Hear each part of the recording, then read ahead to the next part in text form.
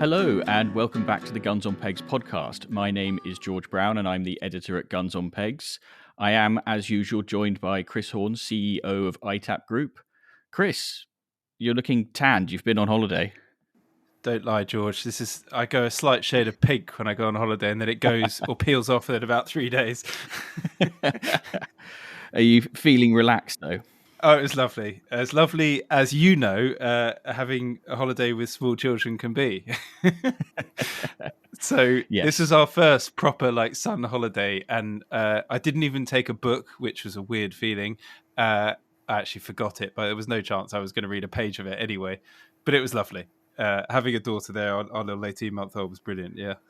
Excellent. And how's things going your side? Actually, hold on. After the last pod, give us an update on the pheasant, phantom, bantam, cockerel situation in the garden. The big news is that the particularly lovelorn pheasant, who came every day and stood on top of the hen house looking miserable, has found a proper girlfriend. He's got a hen pheasant in tow, and they're now pretty much resident in the garden. They're there 4 or 5 times a day. He's got incredibly territorial. There's another cock pheasant tried to sort of sneak in the other day, and he properly went for him.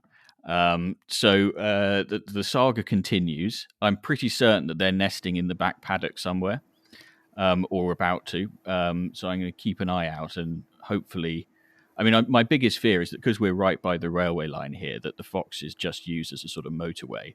I'm pretty worried for the hen, but we'll just have to see what happens. Yeah. Actually, we've had a couple of mallard nesting in the field, and I see the fox doing the tracks exactly where they nest, but they're still there, and they've got away with it so far. And I hope to God that we don't see a whole load of little ducklings and then the next day none. It just, I quite like it to happen at this stage rather than that. Yeah. Well, our guest knows more than many about the rearing and breeding of wild birds. So, Chris, why don't you tell us who's with us today? I will. Yeah, exactly. And that's exactly, you would have seen that saga I've just outlined many times. So our guest today is an arable farmer and conservationist in Gloucestershire, farming over 4,000 acres with more than one eye on wildlife, it has to be said, and habitat restoration, low impact farming practices and so on. He and his team were the recipients of the Purdey Gold Award for the work that they've carried out with regards to grey partridge conservation at the Great Lemhill estate. So really looking forward to hearing about this and the huge passion that he has for it. Really warm welcome to George Ponsonby. Hi, thank you. Good to have you with us. It's great to have you with us. Thanks very much. Good to be here. And George, we've been trying to fix this up for a month or so now, but because we had to do it today because you've just come back from holiday as well, haven't you? I've had a week's fishing up in the Peak District, yes. So it's the best week's holiday of the year. Yeah. And how did it end up? Well, it's quite hard work catching a wild brown trout on a dry fly at the end of April. But I caught 8, I think, in 4 or 5 days. So everyone is a huge thrill. You can cheat if you want to by putting on a nymph, and then it's very easy. But I like the challenge. Try and catch one on a dry fly if I possibly can. Yes. I'm with you on that. I don't fish enough, but if there's a chance to use a dry fly, much prefer it. I don't know what it is about it, but yeah. No, it's worth driving all that way just to catch one. It's a most enormous thrill. Yeah. This is obviously something you do every year. Yes. I go the last week of April, which is just about when I'm ready for a break after all the spring drilling and what have you. And then I go exactly the same place the first week of June when the fishing is obviously at its very best. And so that's although the 2 holidays very close together, those are my 2 holidays, the best holidays of the year. Yes. Yeah. Wonderful. And so, did you get any hatches this year, or were they just speculative dry fly casts? Well, they were you're right. They were speculative dry fly casts. Although there was a little bit of rising going on, but so if I cast at a rising fish. I don't think that was the one I actually caught. So it's probably more luck than good judgment. Well, I mean, that's how this podcast exists anyway, so very fitting. Right, I think we will press on, and I'm going to ask George, what's that you're drinking? Well, I'm not a big drinker. I drink a little bit of white wine sometimes. I don't particularly like champagne, and I never drink spirits. But my favourite drink is a very cold glass of beer. And my favourite of all favourites is brewed down in the West Country by a brewery called Otter, the Otter Brewery. And they have a small range, and my favourite of their range is called Otter Head. And I reckon it is about the most thirst-quenching drink you can come across. It's quite strong. It tastes absolutely delicious. And somebody once said of it, it slips down your throat like a band of music. which is a lovely way of putting it. And it's my favourite tipple on if it's a hot day shooting, come in for lunch, and a cold glass of Otter Head is just hits the right spot, as indeed it does if Tarquin and I are out pigeon decoying on a warm summer's day. I have my little table by my seat, and on there would be a bottle of Otter Head. So that's my favourite tipple. Lovely. I feel like somebody else has had something from the Otter Brewery before, haven't they? Oh. I don't recognise it, so I've just Googled it. 5.8%, so it's fairly punchy ale. Is it an ale? Yes. It is, yeah. Yes, it's actually also brewed from a particular variety of barley which we very often grow on the farm, so I have a vested interest. Oh, yeah. Yeah. I must say, it's one of the best reviews for a beer I've heard in a long time.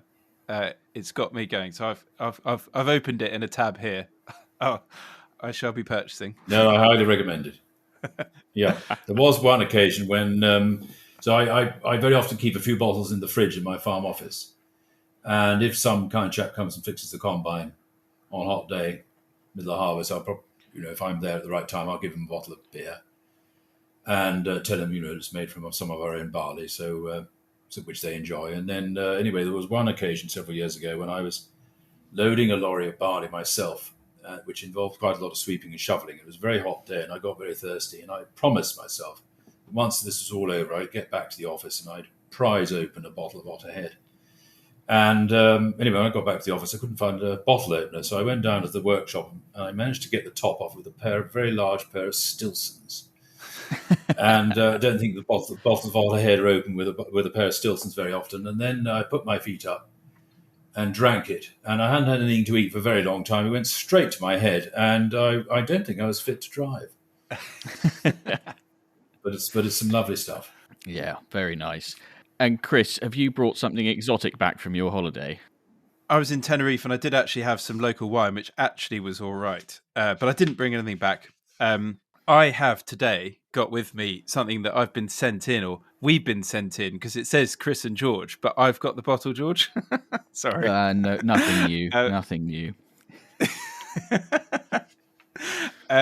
And it says Chris and George. It's from a chap called Anthony, who runs the Ballyvolane House Spirits Company. And you'll recognise this because it's the Bertha's Revenge, which Peter Mackie had on the podcast in the end of last series. Yes. Yeah. So Bertha's Revenge Irish small batch slow gin, which is really lovely. It's actually so it's quite dry. Well, what do I know about these things? But it seems quite dry compared to the sort of, the standard run of the mill slow gins that you get when you, especially like a Gordon slow gin. Most people have tasted that. This is better. So there you go. Excellent. But it's lovely. So thank you very much to Anthony. Bertha's Revenge. If you see it, grab some. Right, shall do. I'll look forward to trying some. Yeah, that requires me to bring it into the office or something, George, doesn't it? It does a bit, yeah. Hey, maybe I could bring it to the cricket on... are we allowed to take booze to the cricket on Thursday? It depends if you hide it in your sock or not. Okay, I'll do my best. What are you drinking? Well, so I am, as usual, on a Scotch whiskey. It's from my favourite distillery, Aberlour, but instead of being one of the 12-year-olds, which is sort of my everyday drinker, I've got something that's got a name in Gaelic that I can't pronounce, but it translates to rare cask. and it's matured in American and sherry oak, and bottled at 48%. So I'm going to be taking it fairly steady today. That's quite strong. Can you have a go, please, at pronouncing the name that you can't pronounce? I think it's probably something like Kask Anam, something like that. Did you feel enlightened now? I was hoping for something something more than that, but okay. No, that's what all you're getting, Fair I'm afraid. enough. All you're getting. It's been a while since we had one of your accent.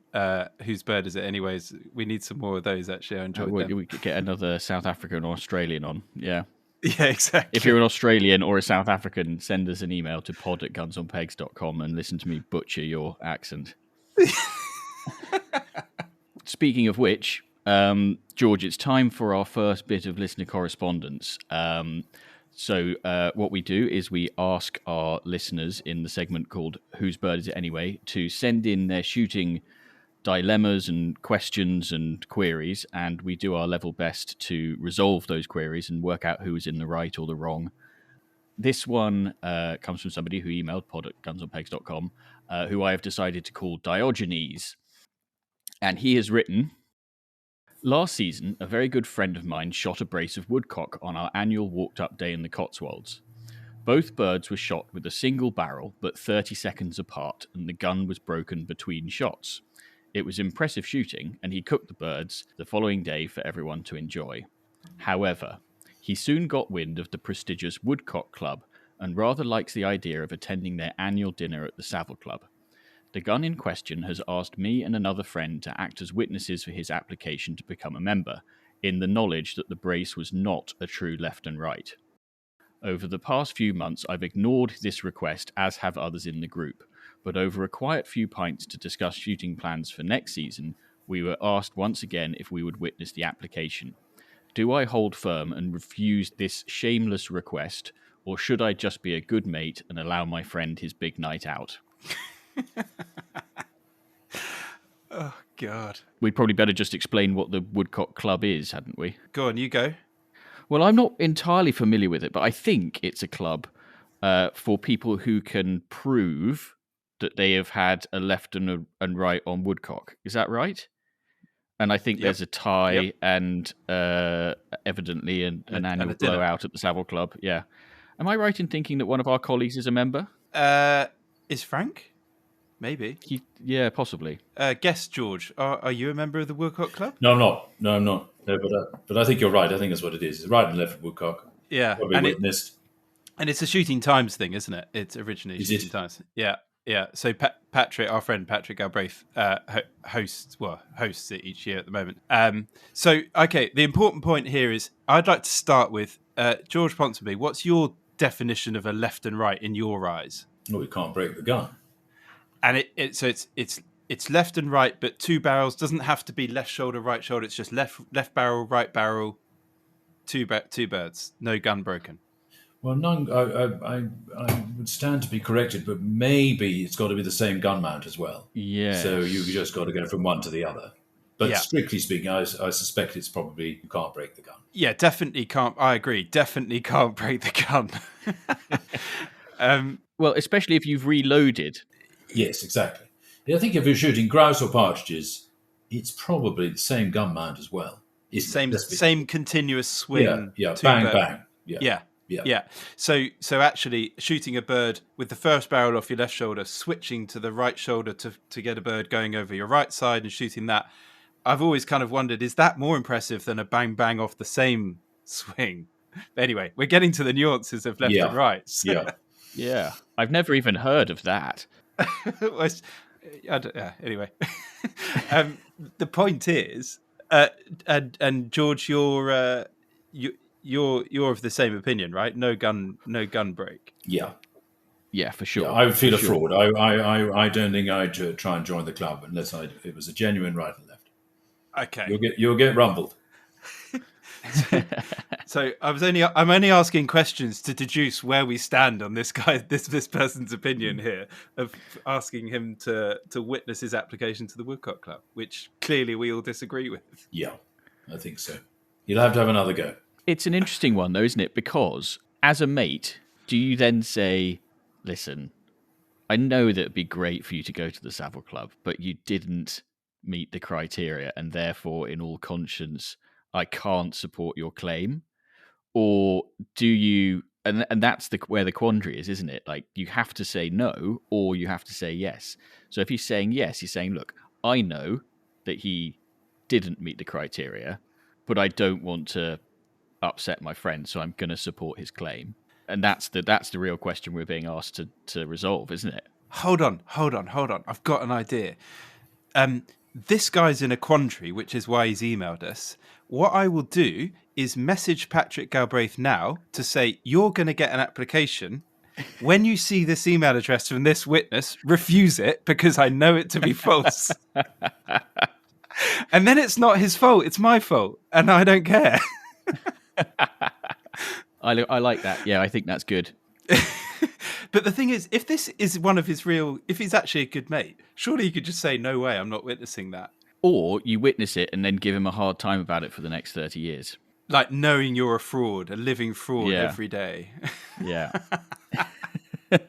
I think the other members would be disappointed. Yeah. So if they knew, they would be, wouldn't they? That's a very good point. There's got to be a few of these people in the club already, isn't there? There's got to be. Oh, yeah. Yeah, it's like saying you've scored a century when you've only got 90. Yeah. No, it's no different, is it? In this case, it's more like getting 60, isn't it? Yeah. It's not even close. I think that's a unanimous decision then. Tell him no. I think so. Yeah, I'm afraid so. Yeah, except I'm wondering whether we just say to him, don't tell him no, tell him you'll do it, and then it get rejected, because I think that would be funny, and I'll make sure that happens. Okay, well, yeah. So if you decide to go with Chris's option, make sure you send us a follow-up email and let us know so that we can warn the club committee of what's about to happen. Yeah. So I only know this person as Diogenes. If I say Diogenes, it's not going to get me very far. So George, can you forward me, please, the email so I know his actual name I'm looking for? I will. Yeah. And then perfect. Good. That one will rumble on, I feel. I think it will. Yeah.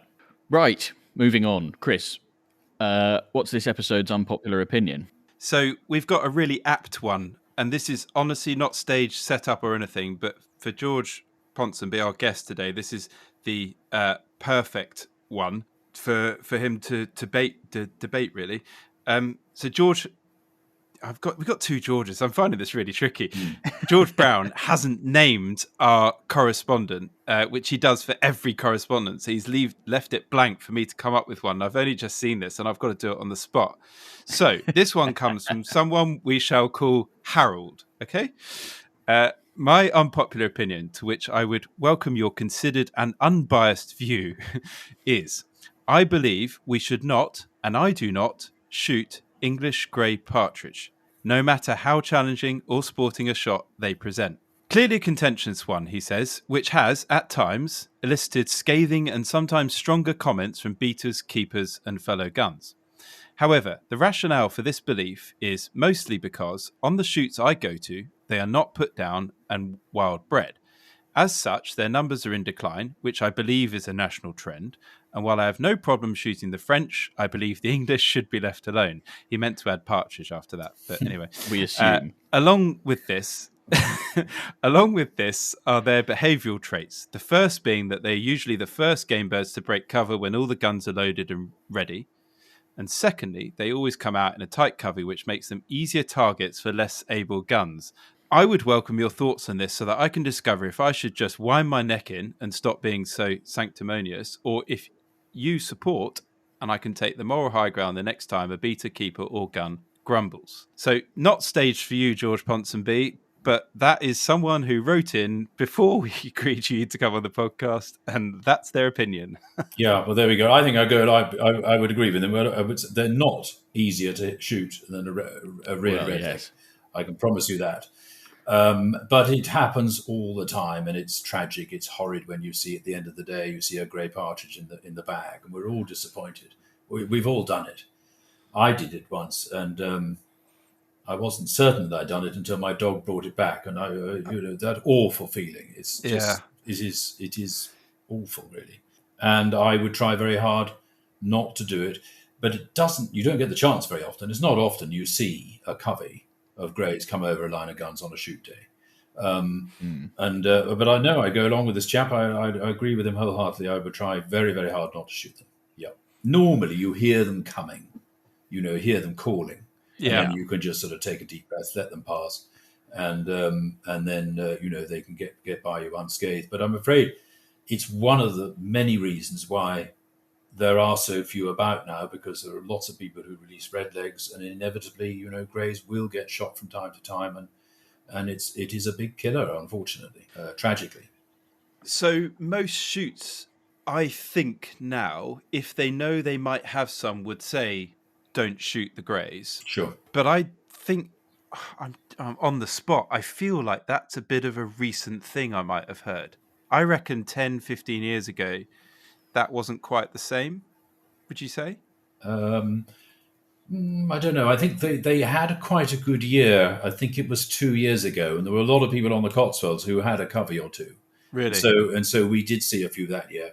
No, I think people, for many years, if people have got greys around, they will flag it up, and we all try very hard not to shoot them. But it's very difficult if you're trying to encourage the greys. Don't put redlegs down. Don't shoot redlegs, because you can't do both.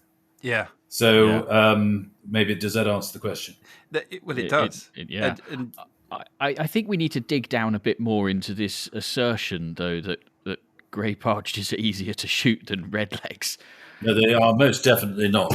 I can't say I've had that many opportunities, but I can also safely say I haven't shot any because I completely failed on both occasions.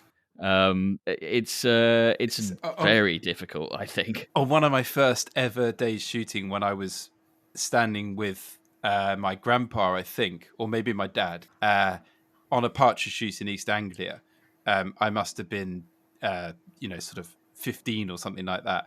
And a covey of greys came out early before the redlegs. And I had two barrels, not knowing, because they weren't quick. My dad wasn't quick enough to say, not them. And I missed them both because, yeah, definitely they were not easy at all. And I'm so glad I missed them both. And I can picture the exact moment to this day that my both shots were behind. I was like, thank goodness for that. So, yeah, I'm with you already. They're harder to hit than redlegs. Yeah, most definitely. This is why they're such a sought-after quarry. They are the most challenging bird. And there's absolutely, by no stretch of the imagination, are they easier to shoot than a red. Completely agreed. George Brown, do you have them? Do you see them at home at all? Every now and again, we'll get a covey that sort of passes through. But as I've said before on the podcast, we are right on the edge of town. We've got footpaths, we've got dog walkers, we've got horses, general members of the public biffing around all over the place. And there's such a lot of disturbance, I think, that they'd probably turn up and think, bugger this for a game of soldiers, and move on pretty quickly. I mean, certainly there used to be a lot back in the day, but, the disturbance has increased probably 100-fold. So, yeah, we don't have many. I think we saw some a couple of years ago on a shoot day. They came out early, whipped over the gun line, and we never saw them again. So that tends to be how it goes. The only other aspect to this is I do know of shoots releasing grey partridges, which I feel really funny about. I don't know why I feel funny about that. We can debate that. But yeah, I know that quite a few greys get shot on shoots where I wouldn't expect to see grey partridges. And that always confuses me, because I think this is playing into this guy's opinion that he might come up against because people have seen that. What do we think about that? Well, I think there are people who have a go and release some. I think I was shooting somewhere last year. Yes, I was. But last year, where they put down, if we managed to get a few, and they came over the guns, and they were quite happy for us to shoot them. I was more than happy to shoot them because I knew they wouldn't breed. They will not breed.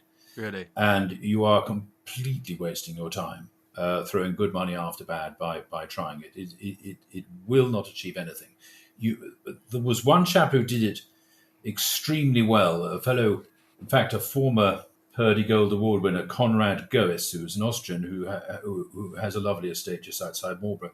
He perfected it down to a fine art. He had an extremely good gamekeeper, and he did it in quite a big way for quite a few years.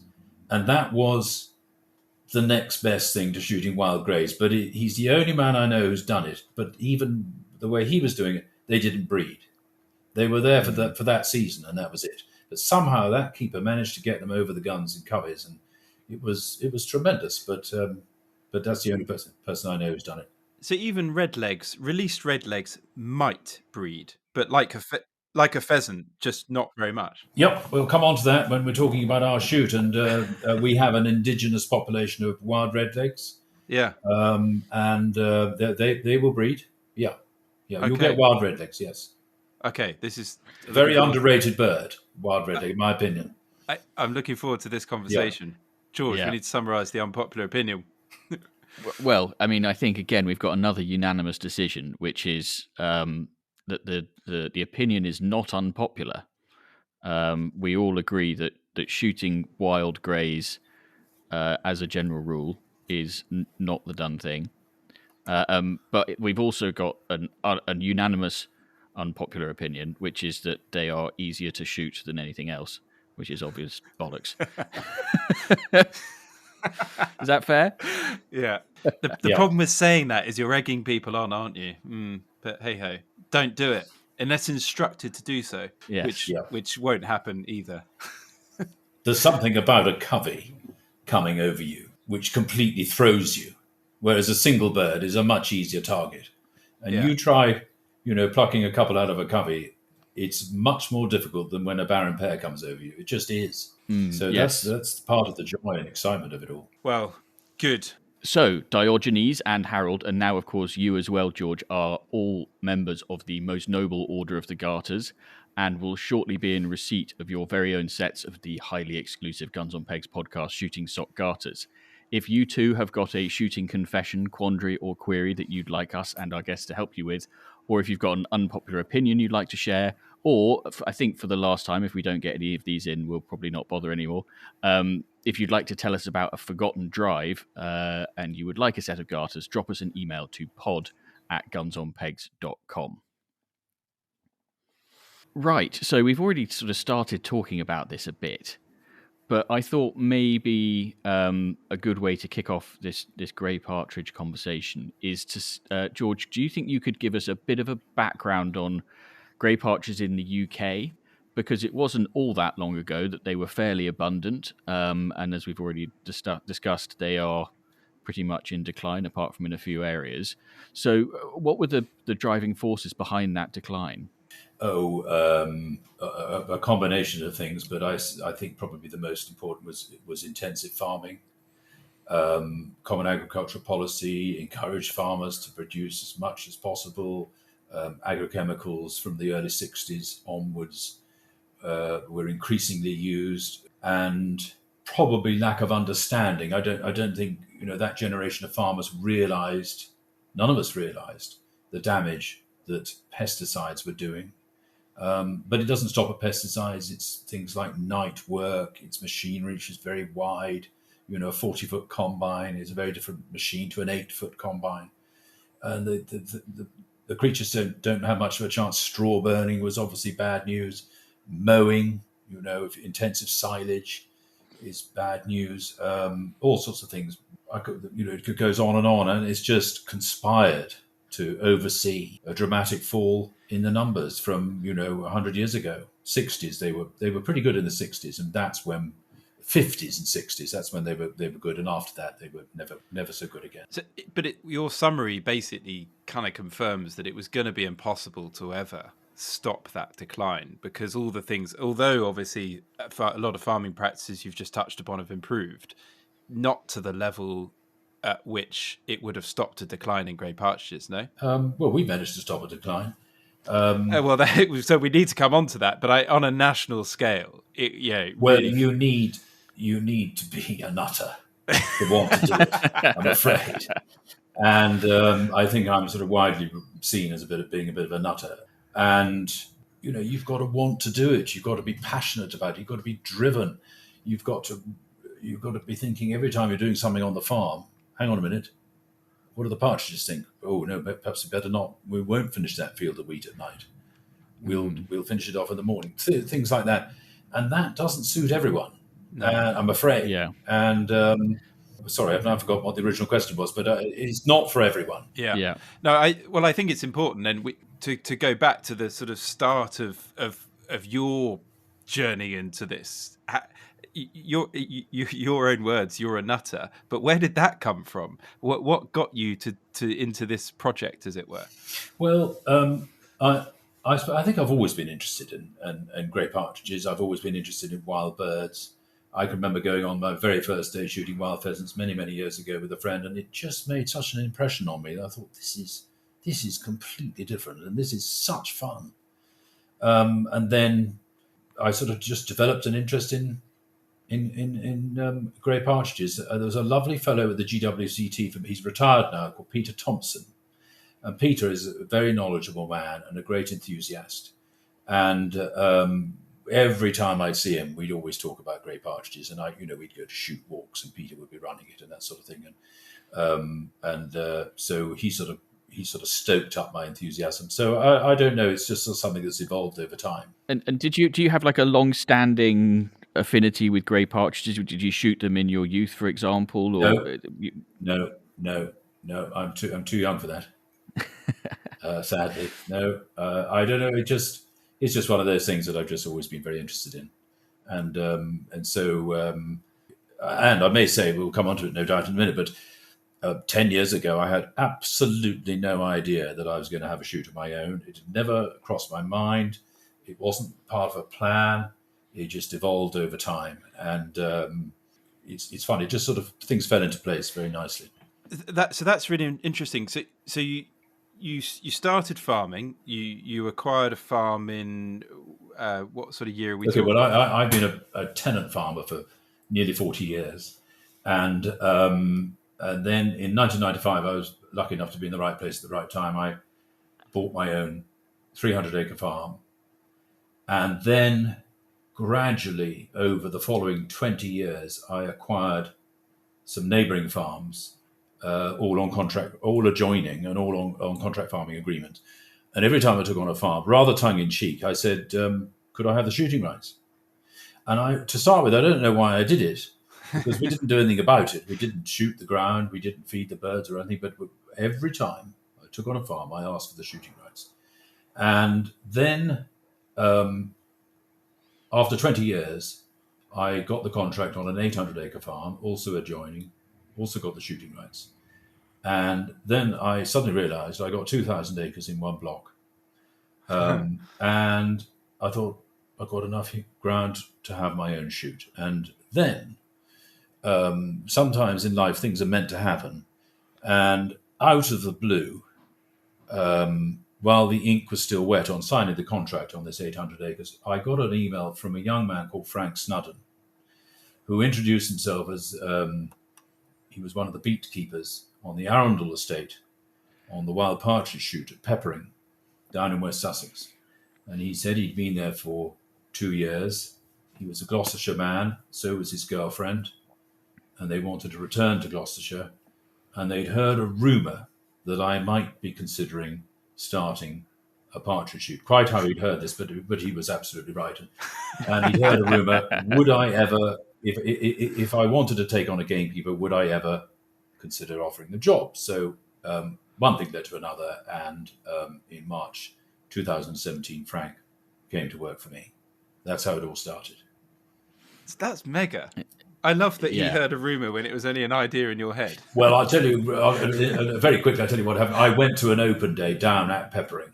Okay. Being so fascinated, I suppose there were probably a group of 40 farmers there. Because I was so interested, I was right at the front of the crowd, and I was probably asking more questions than anyone else. And I think once it had all over, we'd all gone, I think Frank must have said, "Who the hell was that? Who's that eccentric old fellow?" And so I think that's how it came about. Oh, brilliant. And yeah. So 2017, he comes up to join you. And is that the start of this journey? Yes. Up till Purdey Gold Award of a month or so ago. Yeah. That's a really short space of time. Well, I can't overemphasize how much luck we've had. Touch wood. We've had very, very little bad luck. We've enjoyed I mean, you can do everything you want to help the great partridge, but the crucial thing that's out of your control at all completely is the weather in June. And we've had, by and large, almost perfect Junes every year. Not quite, but very nearly. So that's luck. That was just very, very fortuitous. But there's a lot of work as well. So what I wanted to ask is, so from 2017 up until 2017, you'd been farming, for want of a better word, conventionally. Is that right? And then come 2017, you start making changes, or had you got a bit of a kind of wild bird focus up? And yeah. So then what happened? So Frank came to work in March 17. We did our spring pear count that month. And we had, rather amazingly, we had 17 pairs of wild English partridges already on the place. And I think, looking back, that was another stroke of luck, because they were here despite the fact there was no vermin control, no feeding, and nothing really of any significant habitat. That's fascinating. So we have since thought they actually probably were a bunch of right little toughies. Yeah. And they have bred toughies. The numbers that we've got since are all descended from them, and I think that probably had quite a lot to do with some semblance of success. But we then managed to persuade all the landowners to join the countryside stewardship scheme. We were then able to design the schemes ourselves. So we just got out our farm maps, and Frank was much more knowledgeable than me in all about the habitat and stuff. And he explained to me what we really needed. And our landowners were absolutely fantastic. They went along with everything we wanted. They never raised an objection, because they were almost as enthusiastic about it as we were, because, when they let us the shooting rights, they sort of imagined we'd put in 3 release pens and a few cover crops and that sort of thing. But when we explained to them what we wanted to do, they were much more interested and much more enthusiastic than we ever dared hope, really. So we put in, there's always room for improvement, obviously, but we put in as close to perfection as we possibly could for the grey partridge, which I think if you can sum up in one word what they need is insects. And you can do all sorts of other things, but if there aren't the insects there, when the chicks hatch, close to where they're nesting, they will die. They have to have insects, and for many, many weeks early on. And if they don't have those insects, they will die. So things like beetle banks and stuff are just absolutely fundamental. Yes, well, but yeah, beetle bank itself is actually just nesting cover. You need adjacent to the beetle bank. You need insects. You need something. So our beetle banks would be a banked up bit of soil, all the way down the field, sort of banked up, sort of by ploughing both ways. Yeah, and then you would plant cocksford primarily, so good tussocky grass. That's nesting cover. But the insects are provided by what you grow immediately adjacent to the beetle bank. So we tend to grow a wild flower margin, or a strip of kale. Second year kale is very good for insects, and wildflowers are the ultimate. But a bit of variety is good, because sometimes if it's very wet, the wildflowers tend to get a bit soggy and aren't great news, whereas kale can be a bit more open down at the bottom. So a bit of variety is good. And we, by and large, we put wildflowers around the outside of, not all yet, but most of our fields. And are they, sorry to get too into this, is that annually planted wildflowers? No, that's great. The beauty of the flowers is they last for a long time. You do it right in the first place. Yeah, they go on for years. Because it's ridiculously expensive to plant wildflowers, right? Very, yeah. And you've got to do it right. You've got to get, fun enough, I'm just by way of ordering some more seed at the moment, and there's one particular chap that we buy a lot of our seed from, and he's very, very knowledgeable, and we're sort of designing our own mix, because we've got it wrong a few times, and you can have it too thick. You don't want clover. You want very little grass, and you need lots of flowers. And nature is the most extraordinary thing. You give nature a chance, and it just seizes it with both hands. And suddenly, the insects just appear. You ought to come down, actually, because come here in June on a sunny day and go out with a sweep net and sweep for insects. It's one of the great exciting times of the year when you just see you get this sort of bundle of seed and trash in the bottom of the net, and then it's just sort of boiling with insects. And then, of course, just one of those will probably keep a partridge chick alive for one day. Yeah, so good. Tarquin, I know that you've obviously mentioned Tarquin already, but and you know him very well. This is not intentional the way that these episodes have gone, but it's brilliant to have this overlap, because at the end of the last episode, he got us so excited about some of the observing he'd been doing at yours, I believe, and yeah, just sounded absolutely mega. We're very lucky to have him as a near neighbour, because we've become good friends, and it's great fun sharing something as exciting as this. With somebody who's equally interested, and because he completely gets it, when you're talking to somebody if they get it or not, and he does. He completely understands it. But what I often find myself saying is that what we've discovered, it wasn't something we sort of set out to do, but we discovered that if you raise the bar really high and you try to provide perfection or near perfection for the grey partridge, there are a lot of creatures which are much less discerning, which will really benefit. So if you aim for the partridge, you will get hundreds of pheasants, yellowhammers, bumblebees, you name it, who are much less fussy. But of course, because it's so good for the partridge, it's also very good for them. And it's, I think these countryside stewardship schemes are designed by Natural England, and they're probably not that fussed if George Ponsonby has 2 days driven wild partridges rather than one. I don't suppose they give a damn. But what they really like to see is if we've got a thriving population of yellowhammers and linnets and goldfinches and what have you. And when we just occasionally we get an RPA inspection, and which normally when they ring up the day before, so they're coming to have a look, you then don't have a sleep. You have a sleepless night because you're worried they're going to catch you out. We obviously are worried they're going to catch us out because we made a mistake, and more often than not, they'll find something wrong. But they're very often very knowledgeable, what we call birders. And when they come in, a cold winter's day in January, and they come around the corner, and the linnets just lift out of a crop of second-year kale, they love it, and you could feel that you're sort of winning them round. And I mean, they've got a job to do, and if you're doing something wrong, they will find out, and you probably get your knuckles rapped. But you could feel them coming on side and getting enthusiastic and seeing, that this is one of the schemes that's really, really working. And I love it. For example, if I'm stopped in the street by a non-shooting person who says, I can't get what you're doing about shooting because I don't understand shooting, but what I love to see is all those yellowhammers, which I never used to see. And, people do notice it, which is great. I was going to say, Chris, we've got the answer to your question from last time, which is how do you get yellowhammers in your garden? Answer, start a grey partridge shoot. Simple. Well, that's one way of doing it, yes.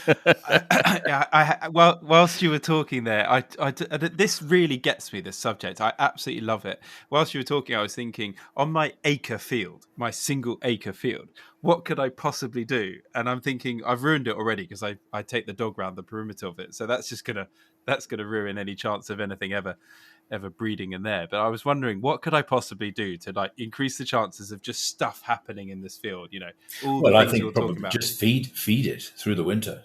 Have some bird feeders, and a mixture of not just wheat, not just rape, but some cereals mixed with some small seeds. Birds love sunflowers, millet, Aussie rape mixed with wheat is a very good combination, and you'll get the birds flocking in. But you need insects, of course, when they're all hatching. That's absolutely crucial. Yeah. So fascinating. So I wanted to ask about so we've discussed where you started from. So from those 17 breeding pairs in 2017, is that right? So where are you now? Okay, so so the first summer was a good June, and then which was great, and then decided to get regular texts and video clips from Frank when he'd spotted a brood, and they did very well. And we had an autumn count. I can't remember exactly, but that autumn I think we got up an ordering out about 120, 130. The following spring, the numbers have crept up a bit. I mean, it sounds agonizingly slow, but the time does shoot by. And I think the spring count, the following spring, was about 25 or 30. Then the summer of 18 was a very good summer. It was a wet spring, but then suddenly the sun came out, and we had a wonderful year for wild partridges. And it was a particularly hot summer. And what was very noticeable was that the wild redlegs did very well. Now, the wild redleg hen is an absolutely lousy mother. So if you get a thunderstorm, a grey partridge, the cock and the hen, will get those little chicks underneath them, and they will survive a thunderstorm because they're good parents. Where a redleg hen is completely hopeless, and is a bit like a headless chicken, really. I mean, it's just, if you see a brood of 10 one day and you think, whoopee, here we go. And I'm afraid, a week later, it's very often a brood of 2 or 3 if we're lucky. But that summer, they did really well. And I can't remember what our spring pair count of redlegs was, but we must have had, 60 pairs or something like that. And we had some decent sized broods. And so I said to Frank at the end of July, you get a feel, come July, you get a feel for how things have gone, even though you can't see that many because of the vegetation. But you just, you've seen a few broods, and you'll know if you're having a good year simply because of what the weather's been doing. And it was quite obvious that, there was quite a lot of young birds out there. And I said to Frank, why don't we have a really small day of driven partridges, and we'll only shoot the redlegs. And we'll get a really small bag. We know that. I bet I can find 7 local friends who will come and just, we'll tell them, don't expect, we're not going to get 3 figures. We're going to have a small day, and we'll only shoot the wild redlegs. Let's have it in October or November so we can shoot a few wild pheasants as well to bulk up the bag. And let's see. One of the things that, sorry, I'll duck and dive, but one of the things that before we started, or when we were thinking of starting, one chap said to me, it'll never work because, and I'll tell you why it won't work, is because the skill of flanking has died out. You will not find a man who knows how to flank wild partridges. And so that worried me, and I thought, he probably knows what he's talking about. And I said this to Frank. I said, we're going to get good flankers, and he said, "Oh yes, we'll get flankers. It won't be a problem." But this was our chance. Have we got people out there who can flank? Because it is a big skill. Good flankers are completely indispensable. And does Frank know how to drive wild partridges? That's a massive skill. A good keeper can be good at trapping a rat or a fox, but to drive partridges, that is a huge skill. And here was our chance. We're going to have a really small day, and let's just explain to our guests that it's going to be a small day, and let's see what we can actually achieve. And anyway, Frank, of course, took it very seriously. He planned for it, and all his key flankers came out the week before, and they were told exactly where to be and exactly when at each drive. And the planning was absolutely meticulous. And he laid on an absolute vintage team of veterans of about 45 beaters and flankers. And we got a bag of 43 birds, which we've had many highlights. That of all the excitements, I think that probably was the biggest excitement, because it was, I may say, it was the first time that wild partridges have been driven over guns on these farms for very nearly 50 years. So it was a very exciting, for us in our little world that we live in, it was an exciting time. And we then knew we'd got flankers who knew how to flank. Frank knew how to drive wild partridges.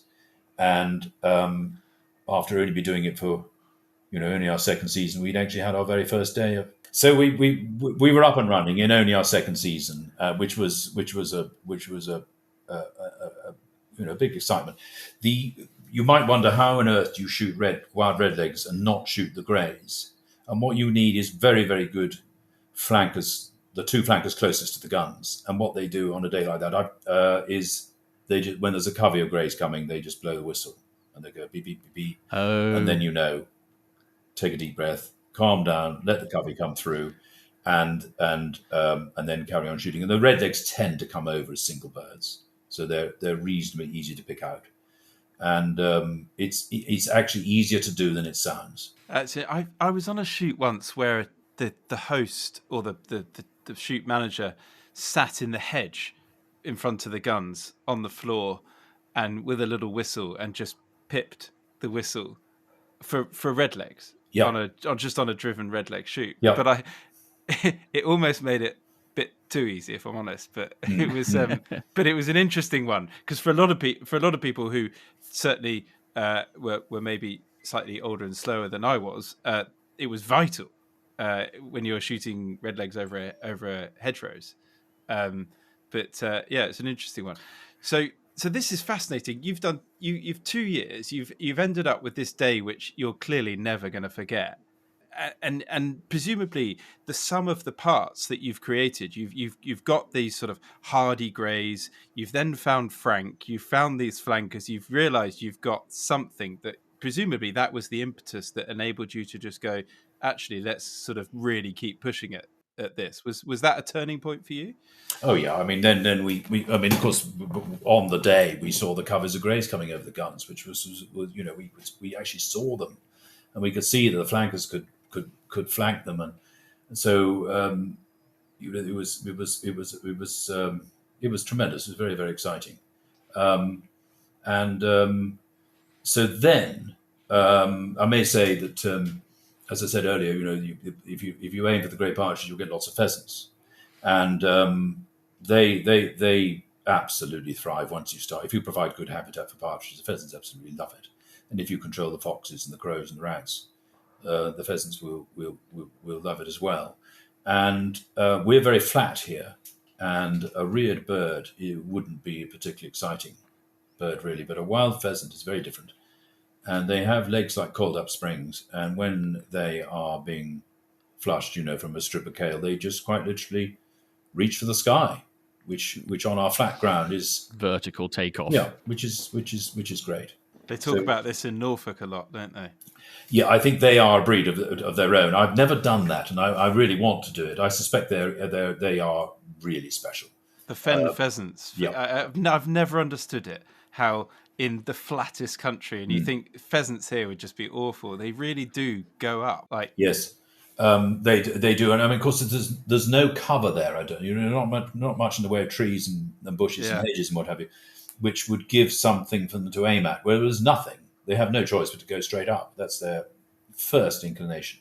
Yeah, it brought back some memories when you were saying about wild redlegs and wild pheasants. I was lucky enough to, win a silent auction at the GWCT dinner bull, where we shot at Rotherfield in Hampshire. Oh yeah, I know. Yes. And that was all. I know there was a few released. I think they released a few, but I forget the reason. But that was mainly wild, and there's a lot of wild redlegs there, and I could really tell that something was different. I couldn't quite put my finger on it, but you really noticed that you were on a different event. Everything was, relatively unique in a way about that shoot, and it was a real privilege. And I can totally relate to what you're saying. So what I'm saying to everyone else is, if you get this sort of opportunity, and I know that Rotherfield comes up in GWCT auctions from time to time, it's worth trying to see if you can find yourself on a day like this. Yeah, absolutely. Yeah, most definitely. I'm just trying to get my head around how exciting it must have been for you to see those wild greys going over the guns on that day and think, wow, this could actually be a thing. Yeah, it must just have been the most fantastic feeling. I'm doing the thing that you shouldn't do in interviews and tell people what they must have felt, but I can't think of any other way of explaining it. Did you go home and have like a whole case of otter heads when you got home? I actually collapsed in the heap, and then we sort of lived on a high for many weeks. We were just so excited by it. One of the flankers, who's an absolutely delightful fellow, he sent me an email and he said that was the greatest sporting occasion on the Cotswolds for 50 years. Well, I'm not sure I go quite that far, but it was sort of it was a lovely bit of feedback. Yeah. Oh, that's huge. I wonder what the thing was he was referencing in the Cotswolds 50 years ago. Well, indeed. Yeah, a great point-to-point victory or something. I don't know. Yeah. You're only as good as your last season, right? That a dodgy summer could send you right back to square one. So how was last year? It was very hot. How did they cope? Yes. Okay. So just going back briefly, so the numbers built up gradually. 2019, we actually shot wild greys as part of our Partridge Day, and I think we got about 10 brace or something like that, and we got quite a few red legs, quite a few pheasants, and we got a bag of, I don't know, 125 birds or something like that. And then it just sort of gradually got a bit built up. And I think in the year 2020, by then our numbers had gone up. Our partridge numbers had gone up by grey partridge by about 600% from when we started, which was quite a big leap, really. And then last year was we were all rather naively hoping it was going to be the greatest vintage year for many, many years, because you won't be. You're too young to know this, but 1976 was a very, very hot summer. It was the last great year for grey partridges. There are people around, who remember it as a super year, and we rather naively thought, whoopee, it's going to be the same. Actually, I think we were all just slightly disappointed. I think it was too hot. Yeah. And I think that the insect numbers, while they were good in June, for the insect numbers to be good, you need the occasional thunderstorm as well as hot sunny weather.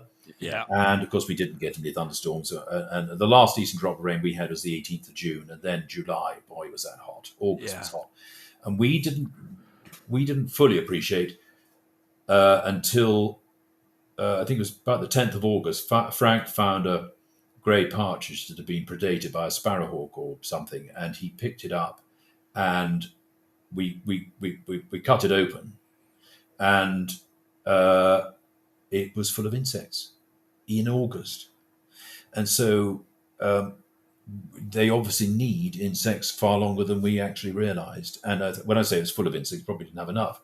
But I think that they need, it seems to us now that they need insects for longer than we actually thought. And I think when it was very, very hot in July and August, there weren't enough. I remember having a conversation with someone last summer saying, have you noticed how your windscreen is not messy enough? And it was really noticeable, I felt, last summer, because, yeah, definitely, certainly where we are in the southeast in Kent, it was just way too dry. Like it had gone past that point. And I was intrigued. So was the summer of 2020, which, it's lockdown summer for everyone, we can all remember that fairly well. That was a good year. That was a really good year. I was going to say, because we had a lovely balance of hot weather, but also a little bit of rain to kick it off. And so I imagine that was better than last year. Yes, it was. Yes, it was. Yeah, they did very well. 21 was a bit damp, wasn't it? It was really. It was a grey old summer, wasn't it? But we had enough. I suppose it could have been better. The brood average is what really tells you if it's been a good year or not. If you've got a brood average of 2 or 3, it's not great, but sometimes you can get a brood average of 6 or 7, and then that's probably because the insects numbers have been good. Probably. Yeah. Gosh. And I've never heard, what you said at the start, I've never heard someone summarize it so precisely as just weather in June. I've always known about, breeding season and stuff like that, but I've never heard someone just say weather in June. That's it. Well, I mean, of course, you can do everything else. You can get all the habitat right. You can control the vermin. But the one thing that's out of your control is that weather in June. And it's nerve-wracking. You get to, us farmers are all the same. We're always looking at weather forecasts, and you get so twitchy at the beginning of June looking at those long-range forecasts and what's it going to be like from the 7th onwards. Yeah. And you just do not want cold, wet weather. And it's a really sketchy month, isn't it, though? My birthday's in June, so it's one of those ones you can remember when you're a child, like having parties outside and then being rained off. But it's one of those months where it's actually a lot more rain than most would expect. I remember talking to a chap in... It is, you're right. In East Anglia, who said to me, "What do you reckon the wettest month is in our place in Essex?" And I was like, thinking of all the obvious ones, and he was like, "August, wettest month of the year, pretty much every year." And it makes you think. It's fascinating. Yeah. No, insects is the key. That's the thing. And there was a lovely man who I never met him, called Dick Potts, who worked for the Game Conservancy for many years, and he was the great guru, and he teamed up with. My opinion, the great unsung hero of the world of grey partridges is a chap called Hugh Oliver Bellisis, who farms just outside Basingstoke. And George, I know Hugh very well. Yeah, yeah. And so he came out of the army I can't quite remember when, late 70s, went back home to farm. Suddenly, to his horror, he saw there were no partridges. And then he teamed up with Dick Potts and said, what on earth's going on? What are we doing wrong? Dick Potts explained to him that they weren't getting enough insects. And that's when they pioneered what quickly became known as the conservation headland, and proved that, if you do provide weeds or flowers or whatever it is, the insects can then colonize. If you provide those immediately adjacent to where the partridges are nesting, then you're up and running. That's what they're missing. So after this last summer, you've had not as good a year as expected. You then come round to Purdey Awards time, and to talk us through this. Had this been something that you just sort of thought, well, actually, we should consider this, or had it been a bit of a milestone or something you were aiming for? Just to recap briefly, although it wasn't quite as good a year as we thought, we still had 2 days for the first time ever, and we had two. We had two absolutely fantastic days last autumn. We had a day of 63 brace and a day of 55 brace, and that was. Wow! I think those are the sort of numbers where I doubt we'll ever do much more than that. But if we could do, 2 or even 3 days like that, it's about as good as probably we'll ever get to. But sorry, in answer to your question, the fact that we had 2 days was a very important part of our Purdey submission, because they don't just want to see habitat. Yeah. They want to see something. Actually, they want to see some fruits of your endeavours. Yeah. And if you're all talk and you've got lots of habitat and you talk a lot about great partridges, that's one thing. But if you're shooting them, then they can see, that you are perhaps having just a little bit of success. And that's what so when they came to see us, they then texted us, immediately after our first day, how did Friday go? And so I was able to tell them, and then they knew we were shooting 2 weeks later. And then, sure enough, again, text came in. How did Friday go? And that's an important part. They really wanted to know how successful we were in terms of shooting. So, in answer to a question about how it all came about, I knew of the Purdey Award, like lots of people do, and Frank knew. And of course, Frank, his previous employer, had won it, not while Frank was there, but they were still. He was basking in the reflected glory and knew all about it, no doubt. And the head keeper was the same chap, obviously. And so we thought, let's have a go. But again, as with our great partridges, we were incredibly lucky, because we put our first submission in 2020, May 2020, and it was cancelled because of COVID. And then we submitted again the following May, and it was cancelled again because of COVID. But that was the most enormous stroke of luck for us, because we weren't actually ready. Our habitat wasn't quite good enough. There was plenty of room for improvement. Our partridge numbers were not as good as they eventually became, and we were only shooting 1 day instead of 2, and the little things like that. I don't think we would have won it if it had gone ahead in either of those 2 years. So we were jolly lucky. And so then, and of course, it gave us that little bit extra time to sort of fine tune it. And by the time we did send a submission, we'd put an enormous amount of time and thought into it, and we were just about probably as good as we'll ever be. I can't see us getting any better than this, and because we're a smallish farm, and this is the Cotswolds. This is not the sand of Norfolk. It's not the chalk, which are the preferred soil types of the partridge. Cotswolds is very definitely second division, soil-wise, for the partridge. And so I think these are the sort of numbers we're always going to have, I suspect. So in went the submission. Then we heard nothing for quite a while. And then one of the judges got in touch, said we were on the short list. Could they come and see us? So they came to see us. And then I have to say, we did put in quite a lot of effort, and we planned for it meticulously. I think Frank was, I think he just sort of shake his head and roll his eyes when I came up with yet another idea of what we're going to do when we're taking the judges round. But he rose to the challenge beautifully, and I said, so we agreed the route we're going to go round and all that sort of stuff. And then I said that what they really want to see is they want to see a covey of greys. And at the end of August, it's quite difficult. They're immediately after harvest, they're quite frightened because all the covers disappeared, and they tend to keep their heads down. And for a couple of weeks, you don't tend to see very many. So I wasn't that optimistic, and so Frank said, "Well, I know the best places to go to give ourselves a chance." And anyway, so the judges came, and of course they were complete purists. They really got it. They really understood it, and they knew, there was a pretty good chance we might struggle to see a covey. But as luck would have it, we did, and I think we saw 5 or 6 coveys as we drove around, and they were nice sized coveys, and so it got them all excited. So then, of course, we had our secret weapon in Tarquin, and who lives very close, and he's been prowling around the farm for quite a long time now, taking photographs. And I said to him, and Tarquin was as keen as I was that we were going to win it. He really was absolutely determined.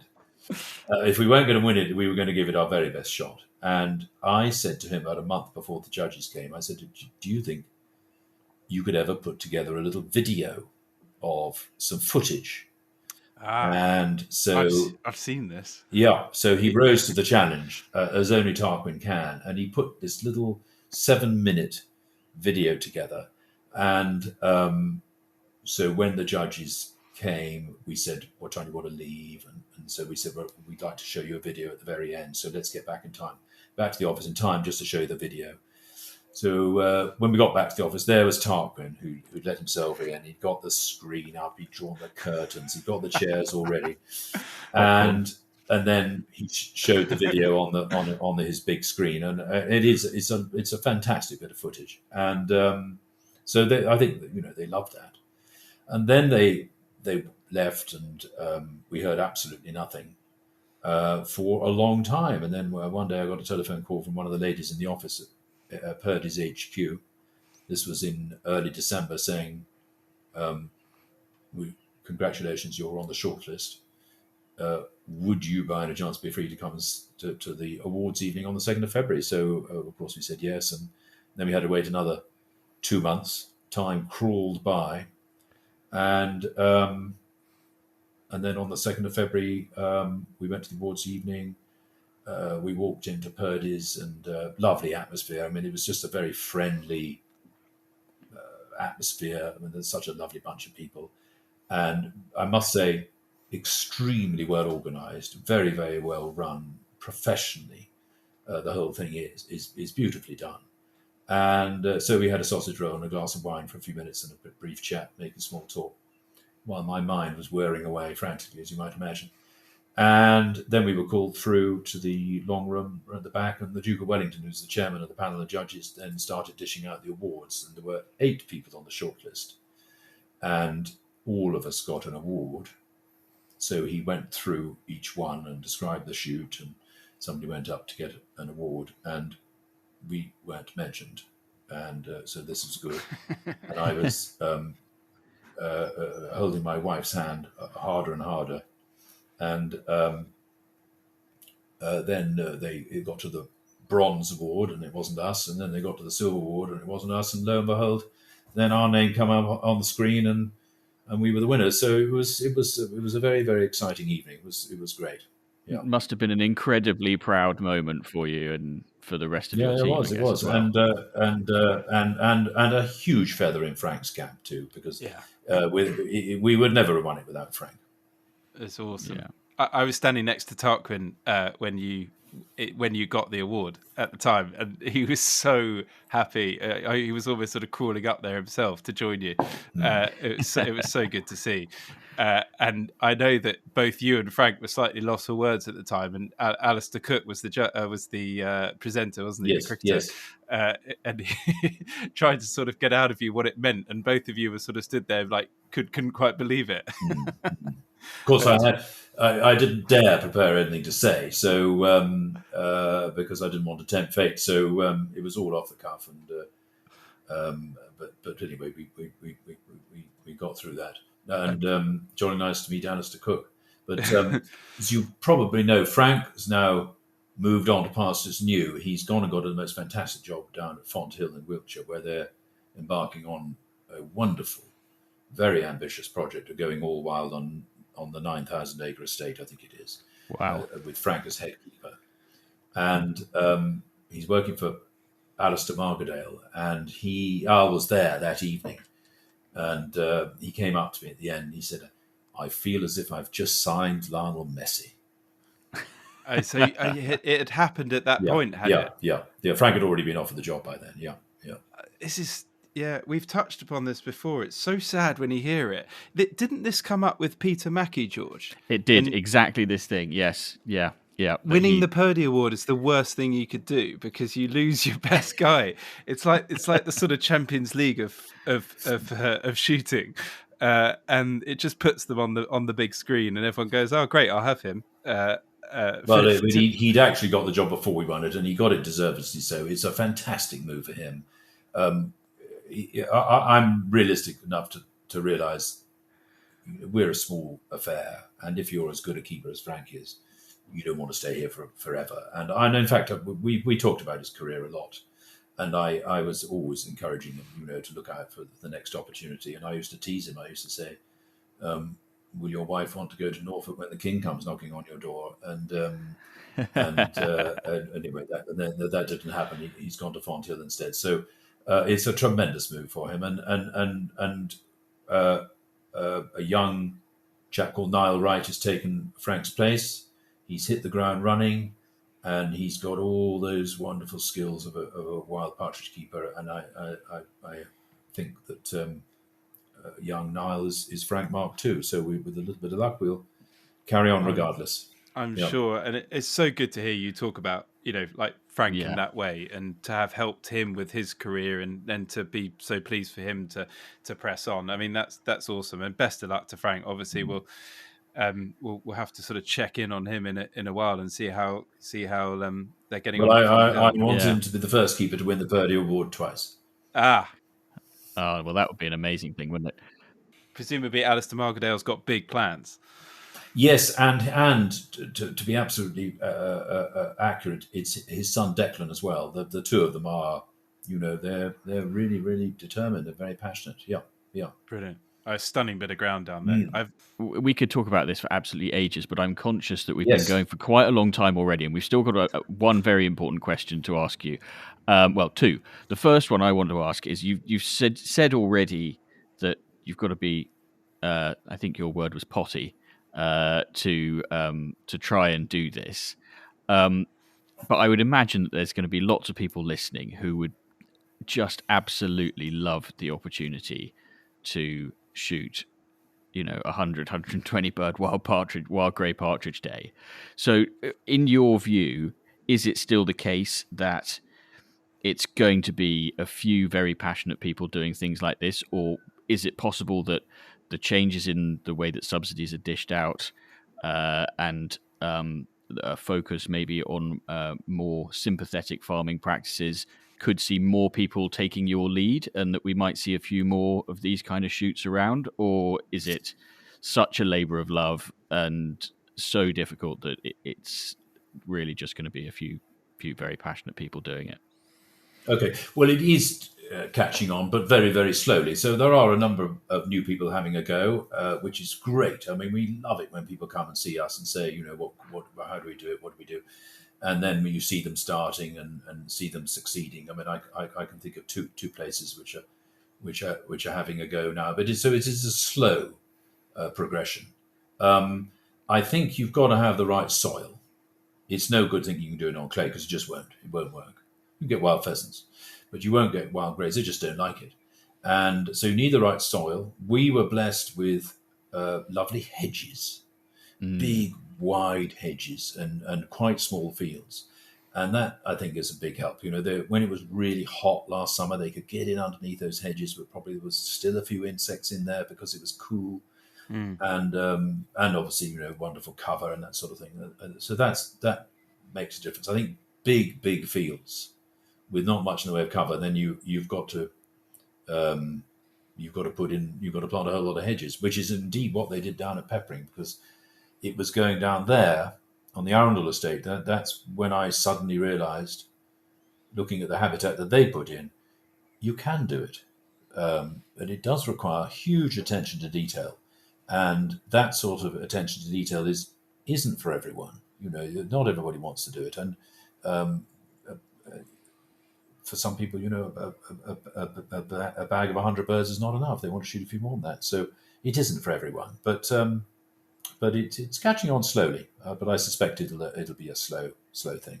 Well, I for one hope that it does catch on, and that more people have that long-term vision, and are prepared to take that chance with their shoot, because I think, apart from the romance of wild English partridge shooting, I think it will do an awful lot for shooting as a whole to see people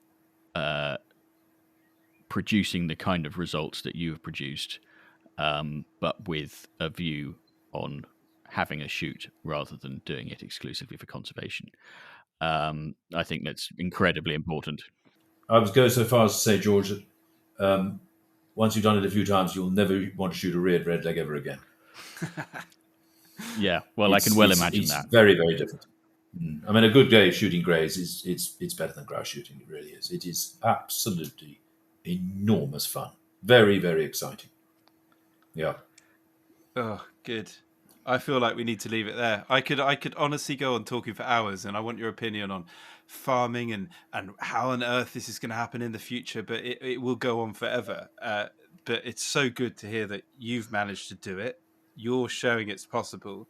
You've even suggested you're happy to talk to people who want to give it a go themselves, which is awesome to hear, because that knowledge that you've earned since 2017 of doing this is just vital to be shared with others. And obviously the GWCT are big at doing that as well. But it's been fascinating listening to what you've got to say about this. But before we go, we finish these pods in the same style every time. And I think I know where this one might be going, but it's our section could be called Desert Island Shooting. So you've got one last day. So you're not going to be able to shoot beyond tomorrow. Let's assume we're in the season. And we want to know, where are you going to go? Who would you have with you? What would you be doing? Time is not an issue. Well, apart from the fact that you've got to sort of fit it into a day, but time travel is not an issue. Money's no object. Give us the lowdown. What would you do in that scenario? Okay, well, this probably will come as no surprise to you. I want a day of shooting wild English partridges, but I want to go back in time. I want to go back to when they were at their very best, about 100 years ago. Yeah. And I want to go to the early 1920s. Yeah. And I want to go to a place called the Grange at Alresford, which I gather was one of the best, if not the best, partridge shoot at that time. Alresford is in Hampshire. Okay. 20 minutes from my front door, Chris. But you're failing miserably at Grays, though, George. So, well, can you be said to have failed if you haven't tried yet? Okay. I'll let you off. So, sorry, George Ponsonby, you're going to Alresford in Hampshire. So, and just by way of introduction, I just allude very briefly to a couple of books. I've got a small collection of books about great partridges, and I've got about a dozen of them. They're all written about 100 years ago or more. And my two favourites are one, which is a small book. It's called The Management of a Partridge Beat by Arthur Hipgrave. And Arthur Hipgrave was a gamekeeper in the early 1900s. And he worked on an estate near Winchester, where he and his boss, who shared this great fascination and passion of the partridges, that between them they built up this shoot from nothing, and they, in next to no time, were producing some absolutely fabulous sport. And then poor Arthur had to go and fight in the war, and but rather amazingly and miraculously, he came back in one piece and returned to work for the same chap for a couple of years, and then he landed what was probably the top job at the time. He got the job as head keeper at the Grange at Alresford. And that's where I'd like to go for my day's partridge shooting. And the other book, just I'd like to briefly mention, is a rather larger book, and is a wonderful book if you want to learn about partridges. It's called Partridges and Partridge Manners by Amer Maxwell. and it's full of lovely stuff. But towards the end, Eamon Maxwell does rather what I'm doing now. He imagines and describes beautifully the perfect day's shooting, and he's describing how a young man is invited to stay in a shooting party, and he goes there the night before, lovely dinner, time for a couple of rubbers of bridge, and then everybody goes to bed early to get a good night's skip before the big day. And the following morning, he wakes up and he can smell the smell of a cooked breakfast is coming wafting up the stairs. And somebody's getting some sausages and fried eggs ready. And so he leaps out of bed, he goes down to the kennels, he gets his dog out, gives it a run and gives it something to eat, pops it in the back of his car, goes in and has a huge breakfast. He's a young man and everybody else are much older, seasoned veterans of the Partridge world. And then out he goes and he has this wonderful day shooting, which he describes beautifully, which I won't be able to describe anything like as well. But that's the sort of day I've got in mind. And it's going to be probably late September. It's going to be a lovely autumn day. There's going to be plenty of warmth in the autumn sun. There's been a bit of early morning mist, which is burnt off. There's a bit of a breeze, which is just enough of a breeze to sort of spice up the sport, but not too much of a breeze for the to make life difficult for the beaters and flankers. And everywhere, as we get to the first drive, everywhere you look would be stubble, because that's what it was in those days. And I'm not familiar enough with the farming practices exactly at that time, but everything would have been harvested in sheaves and stoops in those days. But for the sake of this exercise, we will imagine that all is safely gathered in. And as I walk to my peg at the first drive, I'm going to have with me all 5 Labradors that I've had in my lifetime. Oh, that's a lovely touch. The grave. So I'm going to have, I've got the 2 that I got with me now, but I'm also going to have Teal and Bonnie and Rosie. And then I'm going to have Otter and Waffle, who are still with me now, 4 black labs and 1 yellow lab, and they're going to be trotting along at heel behind me. We will be shooting 6 guns, of course, because in those days there was nothing so vulgar as 8 or 9. But we will be shooting double guns. And so I'd like Arthur Hipgrave to be my loader for the day, because I want to, when we're not busy shooting, I want to chat and pick his brains about, how to trap that stubborn rat and the crafty crow and that sort of thing. And everywhere you look, everybody in those days, you would be seeing everybody would be dressed in very smart tweed. There wouldn't be a green welly or a green waterproof coat to be seen. It would be tweed everywhere. And way in the distance, I'd see those pickers up, and they'd be just having a bit of a chat and then heading off to their chosen spot for the first drive. They would notice, of course, that I've got 5 dogs, and they would leave me well alone. Any of my birds that are called around my peg, they'd leave those for me to pick up. And I'll get to my peg, and there will be Arthur getting my guns ready. And then he'll hand me the first gun, and then we'll stand and chat for a few minutes, and there'll be that buzz of excitement in the air. And then, so we'd be about 25 yards back from a high hedge. And the other side of the hedge, you won't be able to see what's going on, obviously, because the hedge is too tall. But the other side of the hedge are an absolute veteran team of complete pros whose job is to provide that tremendous day of sport. Arthur, of course, is well supported by at least 2 extremely professional and experienced beat keepers, so he's quite happy to delegate the running of the day to them.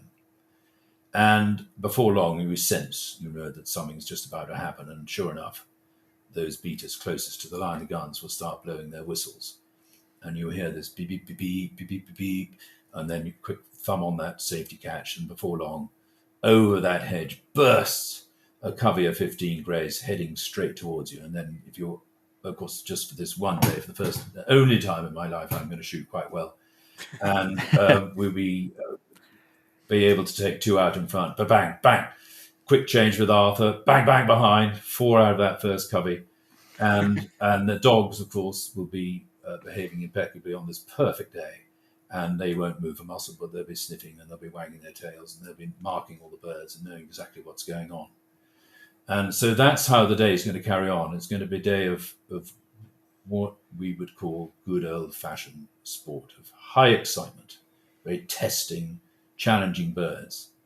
And if I could just briefly explain, as I think they used to do in those days, the whistles are, or the men doing the whistling, there's a very, very important part of the day, and it's actually a little bit more refined than you would realize. So if there's a covey coming your way, you'll get a longer blast, so that'd be more like beep beep beep beep beep beep beep beep. That means covey coming.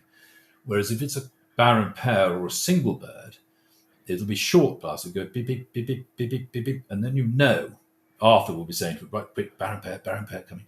And then I think Tarquin alluded to this briefly when he was talking to you, but it's so important to take out those barren pairs and those single birds. Those are the ones that are doing nothing for the long-term benefit of the shoot, because the older partridges are real bullies, and they will shoo away a shyer bird when it comes to choosing nesting cover.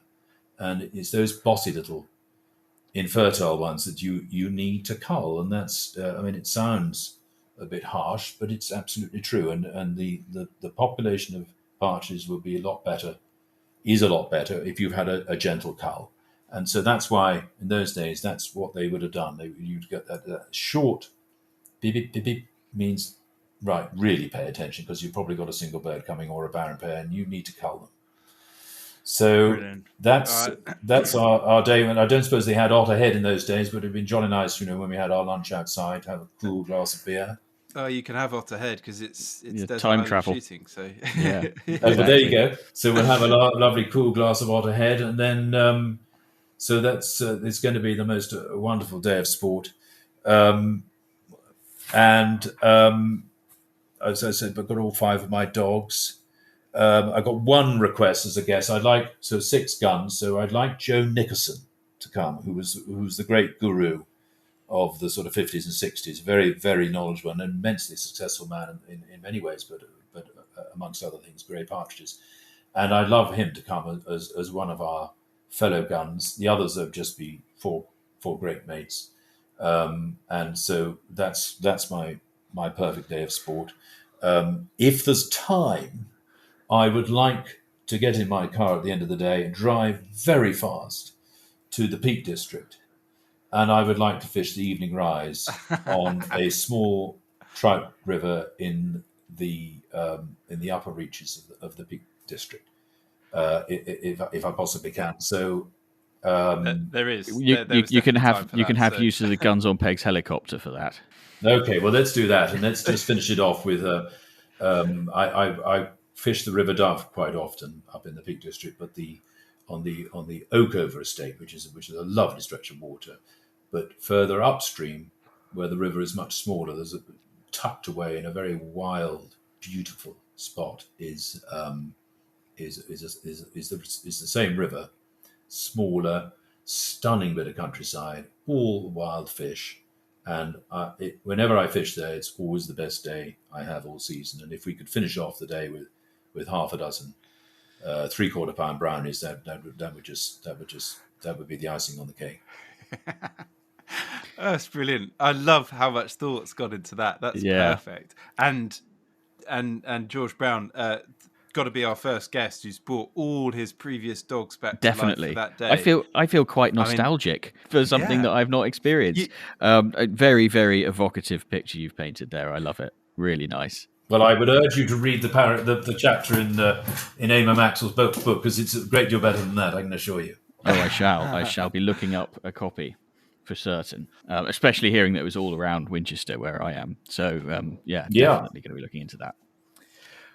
Well, George, honestly, we could have gone on for hours. I've absolutely loved listening to you speak. Absolutely. It's been fantastic. Yeah. Thank you so much for joining us. Yeah, thank you so much, George. Brilliant. It's been a pleasure. Come and see us. Come down any time you like. But June is great for looking at insects.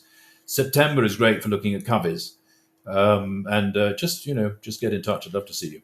I got a plan. I'm going to drop you a message. Great. Lovely to chat. Yeah, thank you. Right. as per usual, before we go, there is one final reminder that you can get your hands on a pair of the very exclusive Guns on Pegs podcast shooting sock garters by sending us your shooting dilemmas for us to resolve, or by sharing your unpopular opinions, or letting us know about a forgotten drive that you would like to see resurrected. Just drop us an email to pod@gunsonpegs.com, and if we read it out in the next episode or any future episode, we will send you some garters. We will be back in a couple of weeks' time, but until then, thanks very much for listening, and goodbye.